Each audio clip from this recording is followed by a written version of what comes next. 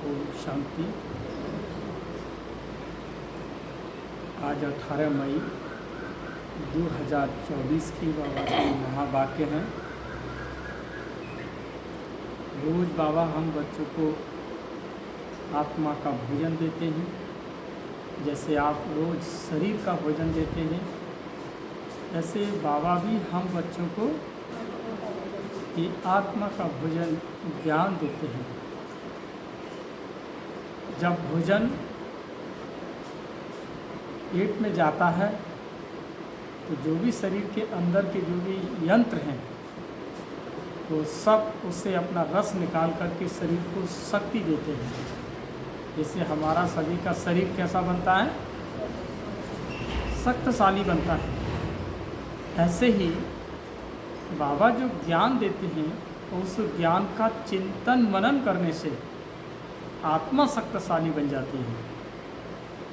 इसीलिए जब भी बाबा हम बच्चों को रोज़ ज्ञान का जो घृत देते हैं, जो आत्मा का दीपक जलाते हैं, उसकी रोशनी से अनेक आत्माओं को सुख शांति का अनुभव होता है और ज्ञान का चिंतन मनन करने से आत्मा को शक्ति प्राप्त होती है। इसीलिए बाबा कहते हैं कि हमें प्रतिदिन क्या करना है, चिंतन मनन करना है। हमें अपने ज्ञान की शक्ति में, अपने ज्ञान और योग में अपने को क्या खोए रहना है, उसी में ही मन को लगाने। इसीलिए बाबा कहते हैं मन मना भव, मन मना भव। इसीलिए कहा जाता है कि तुम्हारे अंदर किसी भी प्रकार का पर चिंतन न चल जाए। पर चिंतन तुम्हारी आत्मा की शक्ति को, मन की शक्ति को चीड़ कर देता है, जिससे आपके अंतर्गत बहुत तनाव पैदा हो जाते हैं।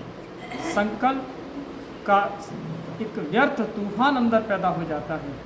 एक संकल्प आता है, दूसरा आता है, तीसरा आता है। इसलिए आत्मा की क्या होती है, शक्ति छेड़ हो जाती है।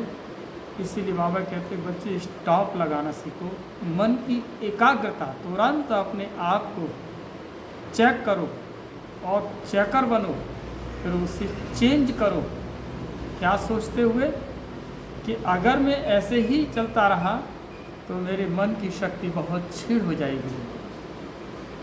जो बाबा ने हमें एक ऊर्जा प्रदान की है, ज्ञान की शक्ति से अपनी आत्मा का जो श्रृंगार भरने को दिया, खजाने जो दिए, उनसे हम आत्माएं वंचित रह जाएंगे। ऐसा अपने अंदर विचार सागर हमेशा चलता रहे। पर चिंतन आए तुरंत चेक करो, चेकर बनो और उसे चेंज करो और स्टॉप लगाना सीखो। ठीक है ना? अच्छा, ओ शांति। अब सुनते हैं आज की मुरली। आज की हेडलाइन में बाबा क्या कहते हैं कि याद की यात्रा में रहो तो तुम्हारे पाप कट जाएंगे, क्योंकि याद है तलवार की धार, इसमें अपने आप को ठगना नहीं, अपने आप को ठगना नहीं। समझते हैं अपने आप को ठगना? अपने आप को ठगने का मतलब ही ये है किसी से कुछ कहना और अंदर कुछ रखना। इसे कहते हैं अपने आप को ठगना। हम तो कह रहे हैं कुछ, अंदर चल रहा है कुछ। मुंह से तो बाबा चल रहा है, लेकिन बाबा के कार्य में दिल से समर्पित नहीं है मन। दिल में बाहरी दुनिया के संकल्प और मुख से क्या निकल रहा है, तो इसे कहते हैं अपने आप को ठगना, अपने आप को धोखा देना है। तो हमें अपने आप को क्या नहीं करना है, धोखा नहीं देना है। दिल से बाबा की सेवा करनी है, तन से भी करनी है। अरे भगवान ने हमें जो कुछ भी दिया है सबको लगाना है, पूरे घर को सेवा पे लगाना है और कर्म योग की साधना में रह करके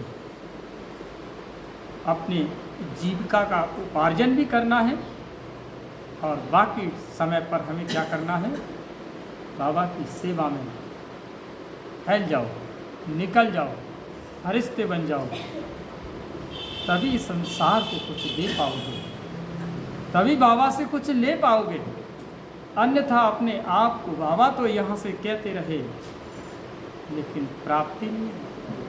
बाबा तुम्हें सतयुग में तो भेज देगा, लेकिन वहाँ क्या होगा, तुम अपने ही आईने में अपना ही चेहरा देख सकते हो। बाबा ने कभी कहा था कि एक ऐसा शीश महल बनेगा जिसमें आप आत्माएं स्वयं उसके अंदर जाओगी और वहाँ कोई रोकेगा भी नहीं, लेकिन आपके संकल्प आपको अंदर जाने नहीं देंगे। क्यों कि बाबा तो सबका पिता है, वो अपने बच्चों को कहीं रोक नहीं सकता, लेकिन वो तुम्हारे अंदर के संकल्प कुछ ऐसे होंगे कि वो तुम वापस चले आओगे, उस शीश महल के अंदर आप प्रवेश कर नहीं पाओगे। इसीलिए सेवा करो तो किससे करो, दिल से करो, समर्पित भाव से करो। अच्छा।